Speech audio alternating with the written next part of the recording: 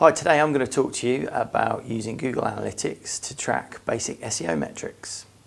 Google Analytics is a massively powerful tool, made even better by the fact that if you're not using the premium version, it's free and the only cost is the time that you invest in implementing the tracking and extracting the data from it, which in my book is time well spent, as it can inform on quite a high level your online marketing strategy. But today, what I'm going to talk about, really the two main areas of SEO nowadays is really the kind of the offensive part where you're actively targeting content towards the user's needs and using on-page SEO tactics to do that. And then the more defensive side of things, the technical SEO, which really is there to stop your website falling foul of Google's quality guidelines. So I'm going to touch upon a couple of things from each camp in this video that will hopefully give you a little bit of extra insight into how you can use Google Analytics. So for on-page SEO, the organic and referral traffic or session reports, as now referred to, give a massive amount of insight. And drilling down to three particular areas, you can look at just the session data alone, using different date periods, comparing different date periods as well, to understand the session or the traffic flow to your website, which can give you all sorts of different insights in terms of seasonality. It can show you where on your actual site people are actually going to, and it can kind of give you an idea on an ongoing basis how your site is performing from an organic point of view.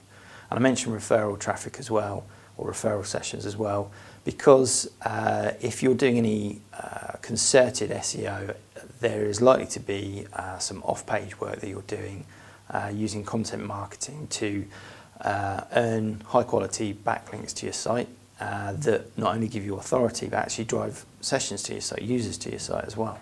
So the referral report can equally be used to understand the flow of users to your sites, and also which third-party sites are worth spending the time building those relationships with. Conversions, I think, are a massive thing. I think they're well worth their weight in gold, spending time looking at your site and trying to understand what it is you want your user to do when they hit your site. It can be as simple as wanting them to sign up to an email, to actually purchasing a product from your site. But you can also look at some other things that kind of falls into the behaviour bucket, really, using conversions and goal tracking to understand engagement metrics. So how long are people spending on your site? How much content are they consuming? You can measure that by setting up a goal that's triggered, for instance, if a user is on your site for longer than the average. Similarly, a goal can be set up and triggered should a user be on your site and consuming more content, i.e. viewing more pages than the average. So clever use of the goal tracking functionality can give you a commercial idea of how your website converts, and also look at things from a user point of view, the engagement type of behaviours. In the past few months, Google has integrated the Webmaster Tools query data, landing page data within Google Analytics, within the search engine optimization report. I think this is really useful data. We've lost a lot of keyword data to not provided. This gives you some more data that actually shows you keywords that people are using to navigate to your site. And the specific stats that you get in the report are clicks, impressions, average position and click-through rate. And these, I think, are quite useful in terms of looking to see how you're performing in the SERPs. You might well find that you're averaging a great position, but your click-through rate is actually quite low. So that says that you've done what you need to do to please the search engines. However, there's an opportunity to do something better for the user. Your meta title tag and meta description tag obviously need some work in terms of really earning that click from the user. And that data sits in there. So again, using different time periods, you can manipulate the data to try and find those quick wins in some respect. Also, it can show you keyword targets that you've not even considered before. You might find that there's keyword data that shows you're not getting a massive amount of clicks, and obviously click-through rate as a result. However, you're appearing for a particular keyword, which suggests that there's probably quite a big market and potentially a lot of audience on the table to get after. So it works very well to understand how your site is performing in the present, but also give you some future opportunities as well. From a technical SEO point of view, Google Analytics can be used for a number of things. Google's made it quite clear that page speed is a positive influence on rankings.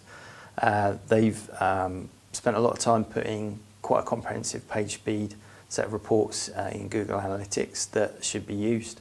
The page speed as an overall stat is obviously made up of the performances of all the individual pages. So identifying the pages that are particularly poor performers and actioning the recommendations there should actually see your site benefit from a quicker average page load time. And to see that influence your rankings will be great, because it will make you understand that content is probably great. It's just a case of improving the site's performance for the search engines and for the users as well. Google Analytics also has Google Analytics alerts. They are a great function. You configure them to send you an email should certain things happen.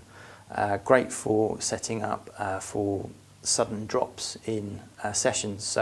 And you can drill right down to the different mediums, such as organic or referral, and create an alert to send you an email should sessions drop below a certain level. A great way of staying on top of your site's performance.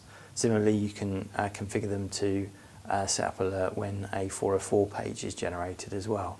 Another way of keeping on top of the things that are going to impact the user's experience. So a great thing to use, don't take too long to set up, well worth looking at. And one of the big things with Google is having quality content, and the scraped content is something that a lot of sites experience. Using the hostname report, you can get an idea of if there are any sites that are scraping your data and pulling your content into their site.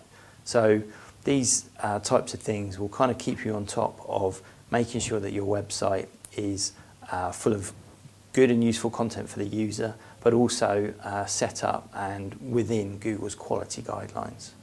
So I hope that's been useful. If you would like any more information, please get in touch with us. The social profiles will follow at the end of this video. Thank you.